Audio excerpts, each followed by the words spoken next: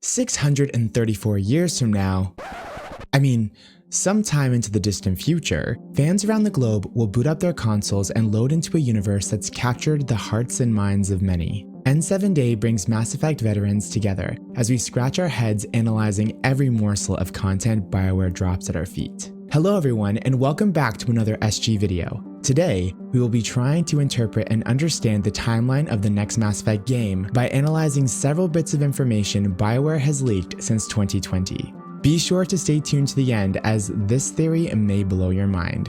Remember that N7 video from a few days ago? Well, we still don't know much about who this is. Protagonist, antagonist, companion, your guess is as good as mine. But whoever they are, they've been on my mind ever since. Looking at the 2023 N7 Day poster, it got me thinking. By all means, call me a big stupid jellyfish here, but when I first saw this photo, it reminded me of the original Mass Effect cover, specifically Ashley. Her stance appears similar, with notable differences in the weapon and the hand that holds it. I don't give Ashley much thought because she never survives Vermeer in my playthroughs, but she can. So, is this Ashley? Probably not. But the idea led me to a very interesting theory. It's widely known that the Andromeda and Milky Way galaxies are interconnected. And if this wasn't already obvious, the Angaran here makes that pretty clear.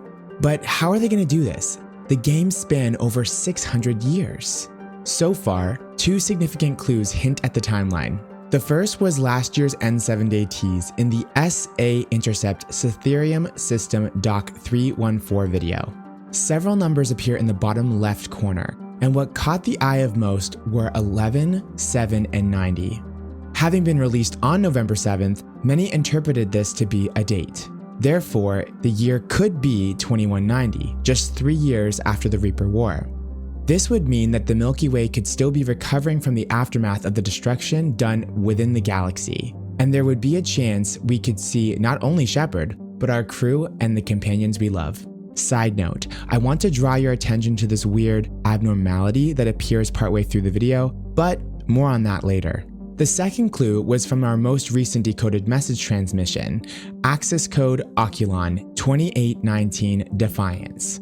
This year implies the timeline could follow Andromeda's. It supports the popular opinion of Liara having crow's feet versus just enhanced graphics, making her much older than we've seen her before. Not to mention the first access code redacts the year, quoting Liara's transmission from the 2022 decoded message. So which year is it? 2190? 2819? Both? Is BioWare just messing with us to drive us insane? Or can we have two completely different timelines? Keela, I'm confused, but before I share my theory, I must tell you about Jodie Foster. Yes, you heard me correctly, Jodie Foster. Back in 1997, Jodie starred in the sci-fi film Contact. I was yet another space-obsessed kid, and I watched it countless times, and oops, sorry, I'm getting off topic. We start with Ellie as a young girl who dreams of exploring space and contacting alien life, hence the title. All grown up, she becomes a full-fledged scientist, spending her nights listening to abnormal frequencies for signs of extraterrestrials. Most people think she's completely insane, but quite frankly, she doesn't care. That is, until she's fired.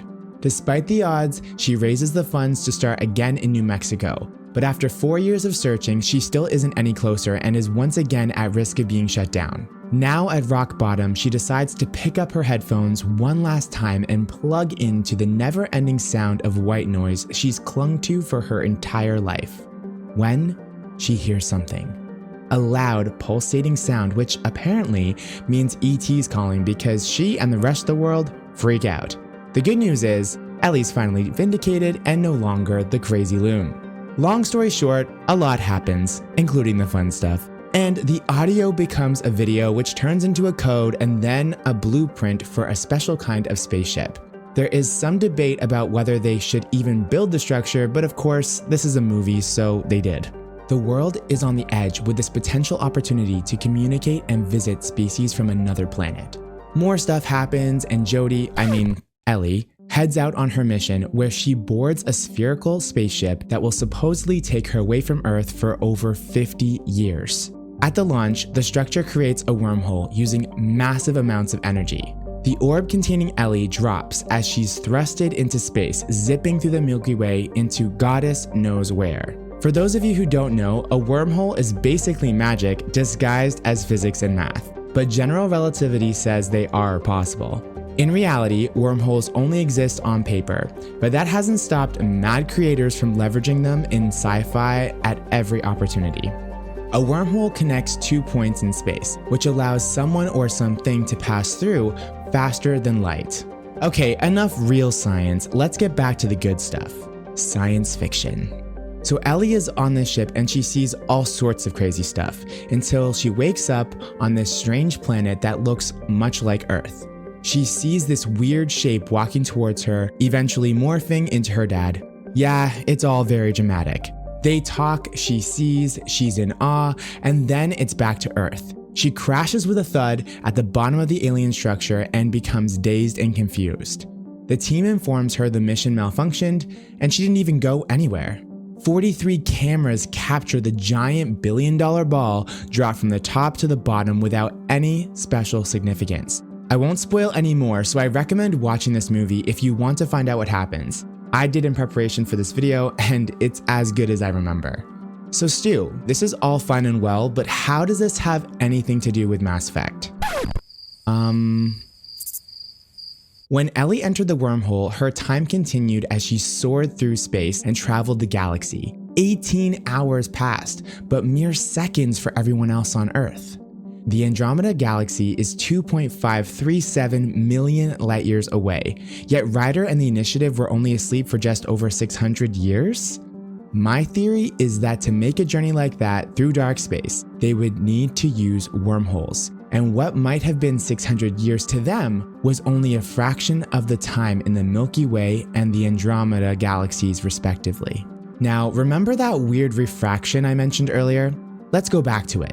After viewing this repeatedly, we don't start to hear Liara until after the screen warps. When I first saw this, I thought nothing of it, but now I think it's a clue that there are 2 separate timelines, one inside the wormhole and one outside. When we travel through the wormhole, real time changes, which is why any sounds we hear slow so intensely we can only make out the noise. Outside the wormhole, time shifts back to normal so we can hear Liara's voice clearly. A similar effect happens in Contact. In space, Ellie lands on a planet, and as she reaches out to touch the world around her, the surroundings ripple and bend. This could be another possible clue as to the use of wormholes and how time is modified when traversing them. While this can demonstrate my timeline theory for both games, it doesn't explain if the ending will be canon, how a non-canon ending can still revitalize Shepard in all 3 scenarios, or how the heck BioWare can come up with a post-Reaper War narrative that carries over all our unique player choices. But hey, those are questions to address in another video. Let me know what you think of this theory. What timeline do you want to see in the next game? Do you want to have both games overlap? And while you're at it, if you enjoyed this video, please give it a thumbs up and subscribe for more just like this. Thank you so much for watching, and until next time, bye for now.